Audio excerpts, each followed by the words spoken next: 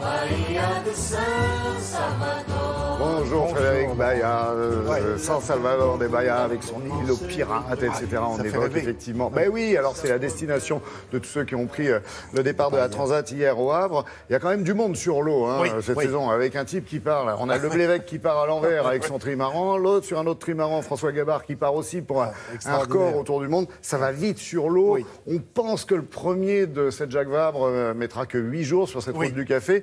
Alors que le record actuel est 10. Hein, 10 oui.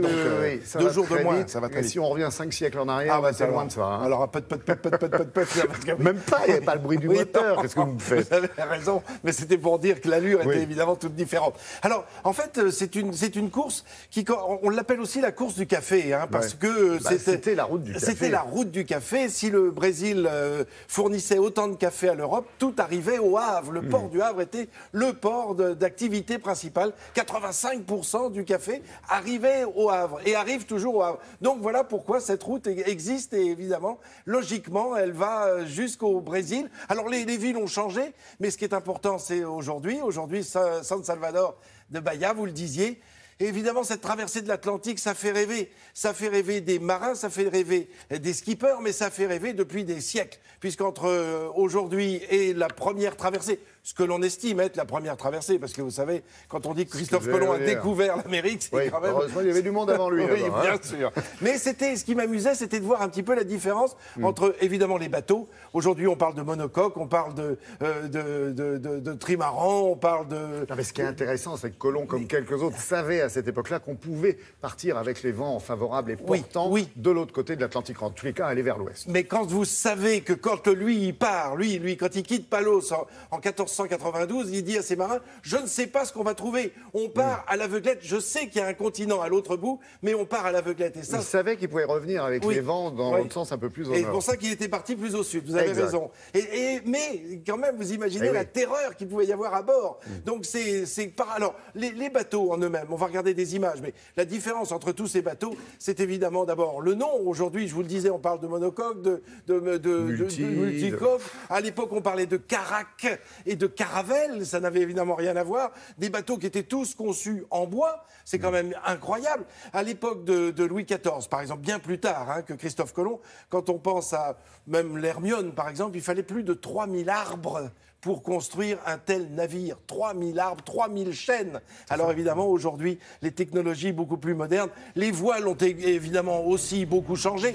À l'époque, c'était du coton ou du lin. Aujourd'hui, évidemment... Très lourd et puis très difficile à manier. Et vous savez qu'il y avait, les marins disaient toujours, on a deux mains. Il y a une main à bord, il y a une main pour soi et une main pour le bord. Donc il fallait conserver évidemment. C'est resté ça. Oui. On le dit toujours.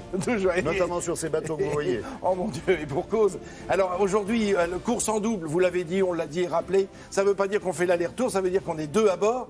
Et ça, c'est quand même assez important. D'autant que la première de ces courses en 1993 était en solitaire. Eh bien, depuis 95, puisque c'est tous les 2 ans, c'est une course en double, alors sans assistance et sans escale. C'est bien mentionné et c'est bien ce que l'idée qu'en avait Christophe Colomb quand il est parti, sans assistance et sans escale, même si c'est arrêté entre l'Espagne et l'Amérique, avec des navires très lourds. Grosso modo, une vingtaine de mètres de longueur. Vous voyez qu'on n'est pas très loin des multicoques actuels, enfin en tout cas les plus imposants. Puisque ceux qui km/h maximum. Oui, exactement. Alors qu'aujourd'hui, les navires, on est à 70 pieds à peu près. Alors ça fait quand même, on est quand même à plus de 20 mètres, 21, 22 mètres. Pour y vendre des chaussures, vous. Oui, exactement. Et puis, alors, par contre, j'ai envie de dire que les cordages n'ont pas changé. Alors aujourd'hui, c'est vrai qu'ils sont dans des matières un petit peu plus technologiques.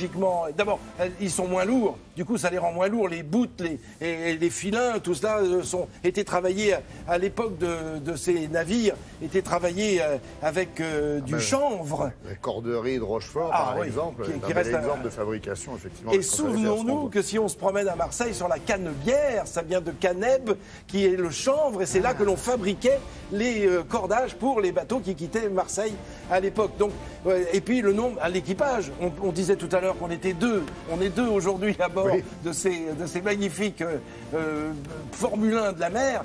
À l'époque, on était entre 45 et 50 à bord. C'est pareil, quand on dort, il y a des couchettes aujourd'hui. Il y a 2 couchettes à bord de ces bateaux qui traversent l'Atlantique pour 8 ou 10 ou 12 ou 15 jours.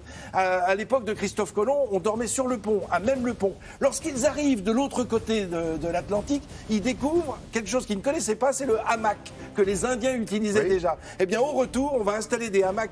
Quel est l'intérêt? C'est que s'il y a une mer puissante, formée, eh bien, quand vous êtes dans votre hamac, vous ne sautez pas du lit. Vous ne pouvez pas être...